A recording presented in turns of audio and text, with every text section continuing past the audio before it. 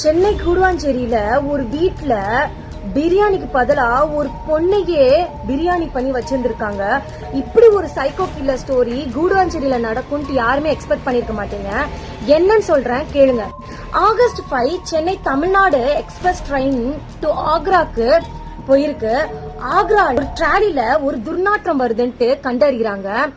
Open பண்ணும்போது தான் தெரிஞ்சு அந்த ட்ராலிக்குள்ள பெண்ணோட சில பாகங்கள் உடல் அதுல இருந்திருக்கு. இப்பதான் போலீஸ் 350க்கு மேற்பட்ட ஃபுட்டேஜ ஆராயிறாங்க. அப்போதான் அந்த ட்ராலி சென்னை எக்ஸ்பிரஸ்ல இருந்து தான் வந்திருக்குன்னு தெரிஞ்சிருக்கு. யார் வச்சாங்கன்னு பார்த்தா ஒரு காதல் ஜோடி தான் சென்னை சென்ட்ரல் ரயில்வே ஸ்டேஷன்ல கொண்டு போயிருக்க மாதிரி ஃபுட்டேஜ் பாத்திருக்காங்க. பெண்ணோட பேர் பகவதி மஞ்சு, அந்த பையனோட பேர் மாணிக் லாசர். இப்ப போலீஸ்க்கு அந்த ஜோடி கூடுவாஞ்சேரி இருக்கிறதா தெரிஞ்சிருக்கு. கூடுவாஞ்சேரி மஸ்கியூட் ஸ்ட்ரீட்ல அவங்க இருந்திருக்காங்க. போலீஸ் உள்ள போகும்போதுதான் அங்க ஒரு பிரியாணி டபராவை பாத்திருக்காங்க. அத சுத்தி மைதா மாவு வச்சு சீல் பண்ணி இருந்திருக்கு. இது ஓபன் பண்ணப்போ சரியான துர்நாற்றம்.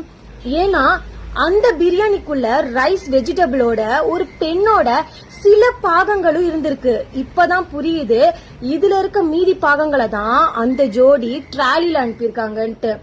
எவ்வளவு பெரிய சைக்கோ வேலை பார்த்திருக்காங்க பாருங்க இந்த ஜோடி. அயது நிஷா வயது 38. இந்த லேடி சென்னையில ஒரு எக்ஸ்போர்ட் கம்பெனில வேலை பார்த்துட்டு இருந்திருக்காங்க. அப்பதான் மாணிக்கத்துக்கும் இந்த அயோத்தி நிஷாக்கும் பழக்கம் ஏற்பட்டிருக்கு. 2 பேருக்கும் ஒரு தகாத உறவு சில வருடங்களாக இருந்திருக்கு. இது தெரிஞ்சு இந்த காதல் ஜோடிகள் 3 பேருமே ஒரே வீட்டுல கூடுவாஞ்சேரியில தங்கி இருந்திருக்காங்க. இப்பதான் பகவதியும் மாணிக்கமும் ஒரு பிளான் போடுறாங்க. இவங்களுடைய லவ்வுக்கு அயது நிஷா தடங்களா இருக்காங்கன்னு சொல்லிட்டு இவங்களை ஏதாவது பண்ணணும்ட்டு அப்பதான் இந்த மாதிரி விஷயம் பண்றாங்க.